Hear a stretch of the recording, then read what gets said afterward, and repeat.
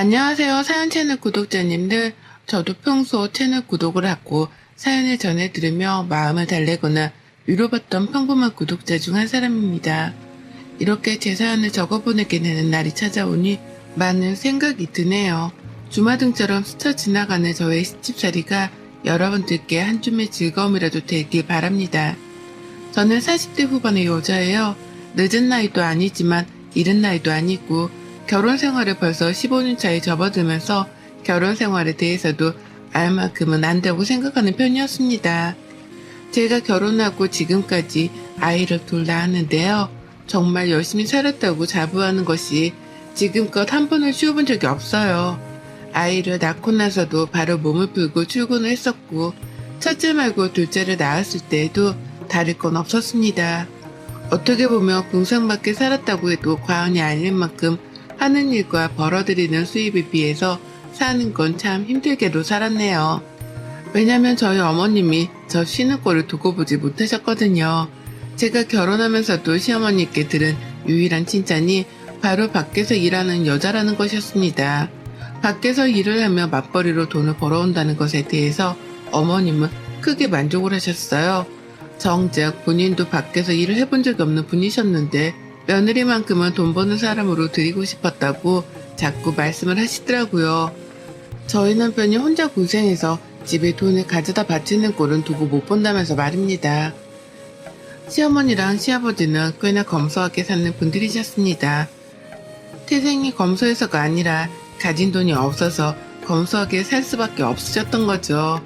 열악한 환경에서 힘들게 키운 아들인데 그런 아들이 장가를 가서 마누라한테 돈을 퍼다주는 꼴은 두고 볼 수 없다며 꼭 일을 열심히 하라더군요. 결혼식장에 들어가서 시어머니로부터 덕담을 듣는 그 타이밍에도 어머님께서는 일도 열심히 오래오래 하고 라는 말을 가장 첫마디로 들었답니다. 결혼식 날에도 일타령을 하는 분이셨는데 평소에는 오죽하셨을까요? 평소 어머님과 나누는 대화라고는 일을 하는 것, 그리고 그렇게 일을 해서 얼마나 버는지에 대한 것들 뿐이었습니다. 승진을 할 때가 되었는데 아직 소식이 없냐는 말을 해가며 평소에는 안 하던 안부 연락을 먼저 하는 경우도 많았고요. 승진이라도 정말 했다고 하면 아주 좋아라며 난리를 떠셨죠. 그러다 급 정색을 하면서 돈을 아끼라고 혼수를 두곤 하셨고요. 이 모든 것들이 주제넘는 어른의 잔소리인 것만 같아서 듣기 싫은 적도 많았습니다. 솔직히 말하면 어머님 입에서 일 얘기가 나올 때마다 화딱지가 날 정도이기까지 했죠. 하지만 이런 어머님을 영 이해하지 못하는 건 아니었어요. 제가 시어머니께 다달이 용돈을 보내드리고 있는 장본인이었거든요. 결혼 전까지만 하더라도 여유가 없으시니 검소하게 그리고 큰돈을 만져보지도 못하며 형편대로 사는 줄 알았습니다. 그러니 결혼을 하면서도 그 오래전부터 웬만한 건 제가 절반 이상 지분을 부담했을 정도로 돈을 썼죠. 집을 해가는 것도 남편이랑 반반 부담을 했는데 막판에 남편이 돈이 모자른다고 하길래 제가 급하게 친정에서 돈을 빌리기까지 했었고요. 그 바람에 지금 사는 집도 제 명의랍니다. 당연히 결혼하고 생활비 관리는 제가 했고 결혼하고 2달 정도 지나자마자 시어머니가 용돈을 요구하길래 그때부터 지금껏 다달이 적게는 30만원에서 많게는 100만원까지 쥐어드렸어요. 평상시에는 적게 보내드리는데 생신이나 특별한 경조사라도 있으면 더 챙겨드릴 수밖에 없었습니다. 어머님이 그걸 원하셨으니까요. 그리고 그때부터였어요. 어머님의 씀씀이가 갈수록 커지기 시작한 게 말이죠. 형편이 좋지 못한 분이니 제가 용돈을 드리면 그걸 최대한 아껴가면서 알뜰하게라도 쓸 줄 알았습니다. 그러니 처음에 용돈을 당당하게 요구하실 적에도 알아서 어련히 잘 쓰려나 싶어서 노약자 거두도 용돈을 드렸죠. 하지만 이게 참 갈수록 부담스럽고 또 화가 나더라고요. 시어머니의 태도를 옆에서 보고 있자니 말입니다. 받는 용돈이 부족하다는 소리도 아낌없이 뱉어내셨고요. 아이를 하나 둘 더 낳고 키우며 나가야 하는 돈이 너무 많아져 저희 집안 가계부를 쪼는 와중에도 어머님은 당신 용돈 타령을 하셨어요. 부담스럽다고 솔직하게 말씀을 드려도 제가 같이 돈을 벌어오지 않냐는 이유를 들먹이며 나몰라라 하셨답니다. 그러니 지금까지 세월이 15년이 되었는데도 불구하고 어머님은 단 한 달도 빼먹지 않은 채 용돈을 받고 계시네요. 지금껏 어머니께 보낸 금액만 하더라도 적은 돈은 분명 아니고요. 그러다 제가 5초부터 시어머니 길들이기 작전을 시작했습니다. 도저히 이대로는 평생 살지 못할 것 같았거든요. 아이들은 자꾸 더 커가고 곧 있으면 대학도 들어가야 할 텐데 시어머니가 한두 푼을 요구하는 것도 아니고 매달 본인 꼴리는 대로 달라고 보채기만 하니까 걱정이 태산이었습니다. 그리고 무엇보다 금전적인 부담감 때문에 힘들기도 했네요. 남편이랑 제가 정년보장이 되는 직장이 아니어서 이런 걱정을 할 수밖에 없었고 먼저 남편과 상의를 했습니다. 아주 오랜 시간을 말이죠. 코로나가 터지면서는 언제 잘릴지 모른다는 부담감이 더 커져서 남편을 더 적극적으로 설득해 왔고요. 그렇게 저희는 얼마 전부터 시어머니께 드리는 용돈을 20만 원으로 줄였어요. 지금도 절대로 작은 돈이 아니라고 생각을 하고 아이 둘을 키우는 4인 가정에서 시부모님 용돈으로 이만큼이면 할 만큼 하는 중이다 싶었습니다. 저희 부부 결혼하며 아무런 금전적 도움도 주질 않으신 분들이셨는데 다달이 20만 원을 보내드리는 것이라면 자식돌이는 다 한다 싶었던 거죠. 그렇게 금액도 대폭 줄였고 더 이상 있는 대로 퍼줘가면서 살 수 없으니 받는 돈은 최대한 아끼며 쓰시라 진심으로 충고도 드렸어요. 당연히 시어머니 표정은 똥 씹은 표정 마냥 좋지가 못했지만 별 수 없었습니다. 아름다운 거절은 없듯이 이 정도는 제가 감당해야 하는 몫이다 싶었죠. 그래서 어머님이 얼만큼 기분 나쁜 티를 내던 말던 크게 상관하지도 않았고 오히려 뜻을 굽힐 일이 없다는 단호한 표정만 지어 보였습니다. 그렇게 시작을 잘했다고 생각했어요. 그런데 그때부터 어머님이 세이지기 시작했답니다. 불필요한 일을 만들어가면서 돈을 타내려고 하기 시작한 거예요. 갑자기 멀쩡하던 밥솥이 고장이라면서 밥솥 살 돈을 달라고 하질 않나. 평소에는 전자파 나온다는 소리를 해가면서 전자레인지를 잘 쓰지도 않더니 갑자기 집에 있는 전자레인지를 새 걸로 바꿔야겠다면서 새 걸 살 돈을 달라고 하기도 하셨습니다. 한 달에 한 번씩 용돈을 받으면 그걸로 모아다가 필요한 걸 사라며 당연히 거절을 했죠. 아껴 쓰시라고 용돈을 드리는 거니 더 달란 말 좀 그만하라고 신세 타령도 했습니다. 시부모님 잘못 만나 내가 이날 이때껏 내 부모도 아닌 분들께 얼마나 갖다 바치고 있는 거냐면서 힘들어 죽겠다 하소연도 한참을 해봤어요. 이렇게라도 하면 조금이라도 우리 돈 쓰는 걸 아까워해 주실 줄 알고요. 하지만 그런 반응은 잠시뿐이었어요. 당신 아들한테는 돈 달란 말을 한마디도 안 하면서 제 앞에서는 돈 없단 소리를 잘만 하고 사는 것이 정말 미워 죽겠었습니다. 남편이 생활비는 괜찮냐 물어보면 니들이 그렇게 고생해서 벌어다 오는데 이 정도면 충분하지 라며 이해심 많은 티를 내곤 하셨는데요. 제 앞에서만 서면 돈이 더 필요하단 말을 반복해가며 절 힘들게 하셨죠. 이중적인 태도 때문에 저는 더 승질이 날 수밖에 없었던 거고요. 하지만 얼마 전 어머님의 생신날이 찾아왔을 때 제가 큰 실수를 범하고 말았습니다. 어머님이 어떤 분이신 줄을 안다면 생신 때에도 그냥 어영부영 넘어갔어야 했는데 제가 실수를 하고 오지랖을 부린다면서 어머님께 선물을 사드리겠다고 해버리고 만 것이었죠. 제 딴에는 어머님이 그간 저한테서 도무대로 쓴소리를 많이 들으셨기 때문에 적어도 생신 때만큼은 사고 싶은 걸 사게 해드리고 싶었습니다. 1년에 한 번이었고 용돈을 줄이는 처음 맞이하는 생신이었으니까요. 평소에 살 돈이 필요하다면서 꺼내셨던 제품들이 커피포트, 에어프라이기 같은 것들이었기 때문에 저렴한 걸로 시부모님께서 쓰실 용도로 10만원에서 많게는 15만원으로 가격을 잡았습니다. 그리고는 당연히 어머님이 그중 하나를 사겠다 하실 줄 알고는 사고 싶은 걸 사드리겠다고 말씀드렸죠. 바로 며칠 전에도 에어프라이기 타령을 하셨던 분이셨기에 말이죠. 그리고는 어머님 생신 전날 타이밍이 좋게 주말이어서 제가 어머님 댁으로 갔어요. 그리고는 같이 선물을 사러 나갔습니다.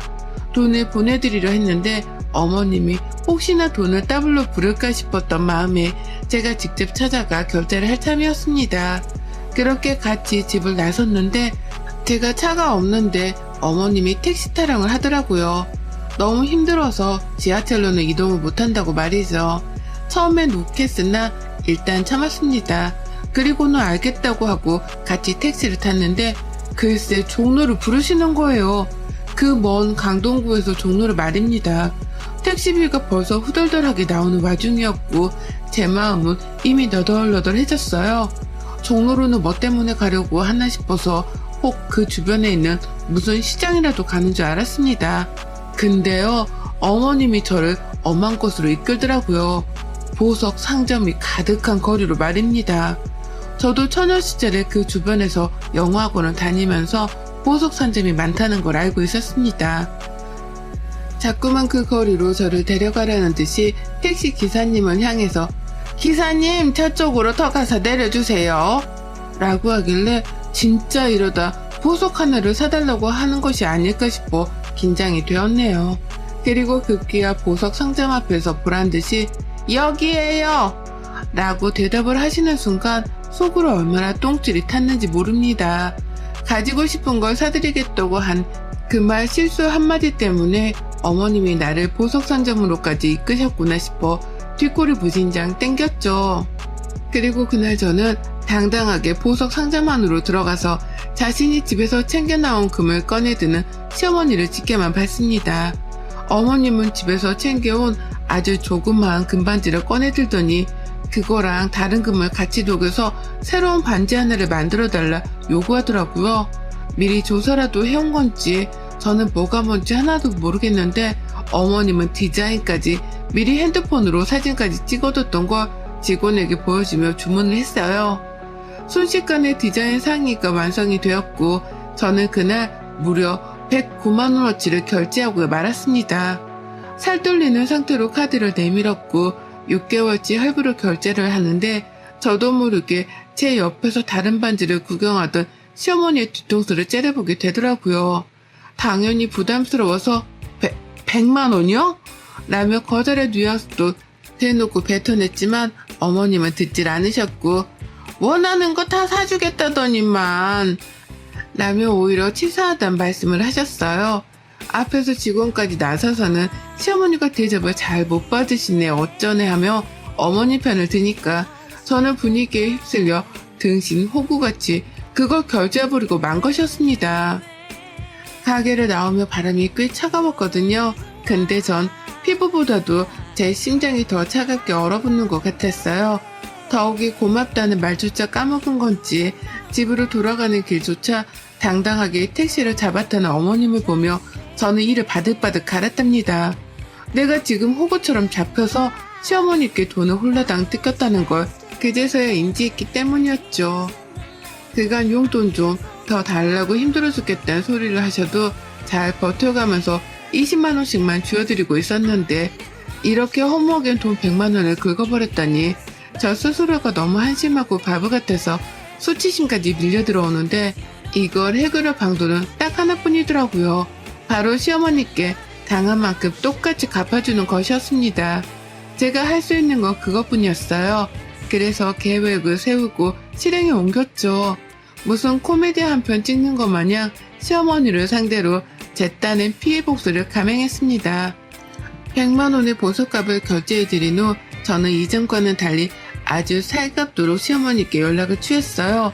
보석을 사드렸는데 어머님이 너무 좋아하던 모습을 보니 죄송한 마음이 컸다면서 앞으로는 어머님께서 필요하신 게 있으면 제가 좀 더 제 지갑을 열어서라도 쓰고 베풀며 살겠다 개소리를 시전했죠. 한마디로 마음에도 없는 말이었는데 입에 버터를 발라가면서까지 시어머니께 아부를 떨었던 겁니다. 하지도 않던 아침 인사 전화를 하질 않나, 돈도 필요한 건 없는지 남은 용돈을 묻질 않나, 어머니 입장에서는 제가 갑자기 왜 이러나 싶어서 정신이 나간 줄 아셨을 거예요.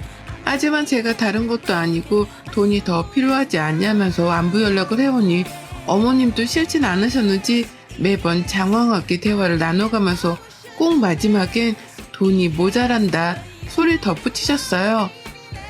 그리고 전 침묵을 쌌던 중 어머님께 밥을 사달라 했죠. 용돈을 올릴지 말지에 대해서 생활비 내역도 따져보고 어머님이 뭘 더 필요로 하시는지에 대해서 들어보며 서로 많은 대화를 나눠보자면서요.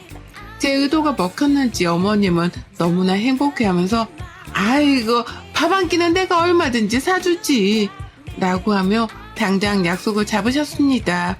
그리고 저는 그날 바로 먹고 싶었던 식당이 있었다며 시어머니 집 근처 고깃집을 예약했죠. 소고기집을 예약하면 겁이 난다고 안 나오실까 싶어 일부러 돼지고기집으로 예약을 했고요. 그날부로 저는 단 이틀 동안 미친 듯이 머리를 쥐어짜면서 핸드폰을 만져댔습니다. 저의 작전은 제 모든 친정 식구들을 그 돼지고기 식당으로 부르는 것이었으니까요. 한 사람도 빼먹지 않고 모조리 다 연락을 취했어요. 저희 여동생 부모님은 물론이고 이모들이랑 이모부들까지 가깝게 지내는 사람들만 연락을 먼저 취했는데도 벌써 사람 인원이 10명을 훌쩍 넘기더라고요. 다들 성인인데 한 사람당 1인분씩 먹을 것도 아니었기 때문에 지불해야 할 돼지고기 값만 최소 10인분이 넘어갔고요. 거기에 어린애들까지 더해서 참가를 한다고 하니 추가로 나갈 밥값에 찌개값 그리고 술값에 냉면 등등 부가적인 음식값까지 나갈 돈 목록이 한가득이었답니다. 너무너무 좋았어요. 작전이 성공적으로 흘러가고 있었으니까요. 그리고 약속 당일날 저는 일부러 저희 친정 식구들을 30분 정도 늦게 불러냈습니다. 식당 예약을 인원에 맞게 하기는 했으나 주변 테이블을 비워두기만 할 뿐 아무 말도 안 했어요. 시어머니는 제가 식당 예약을 한 줄도 모른 채 식당 장사가 안 되는가 보다 하면서 남의 집 가게 걱정을 하셨고요. 본격적으로 저한테 용돈이 모자라는 이유에 대해서 설명을 하느라고 입이 닫힐 새도 없이 말을 주절거리셨답니다. 그리고 이 모든 대화가 절정으로 흘러가고 시어머니의 입에서 다달이 적어도 40만 원을 줘야 한다는 요구가 튀어나온 순간 우르르 몰려들어왔습니다. 저의 든든한 편들이 말입니다. 하나둘 제 이름을 부르면서 저 멀리 입구에서부터 걸어 들어오는데 시어머니의 표정이 파르르 떨리더라고요. 자연스럽게 제 옆에 테이블에 앉다 못해 중간에 나타난 저희 친정 부모님이 저랑 시어머니가 앉아있는 테이블에 같이 앉자 시어머니는 도대체 이게 뭔 일인지를 모르겠다는 듯이 벙 쪄버리셨죠.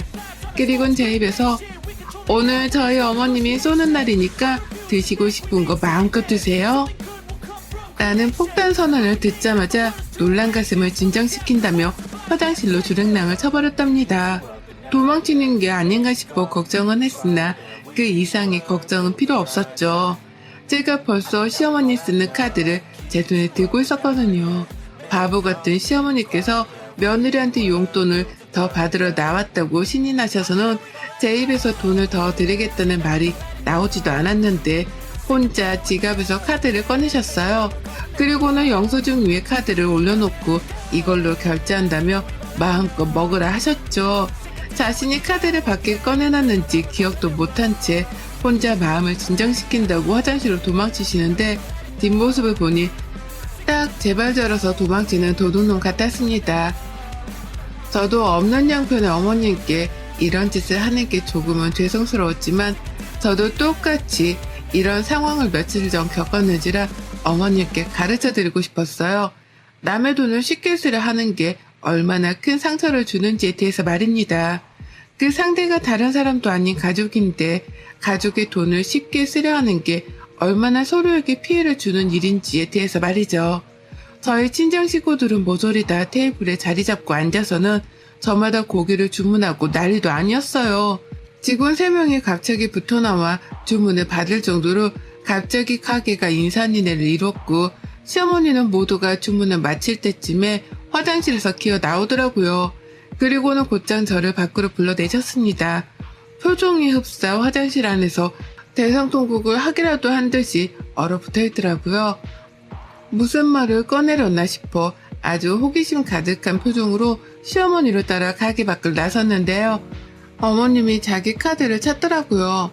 내가 아까 꺼낸 거 있잖아. 그거 돌려줘. 내 카드 돌려달라고.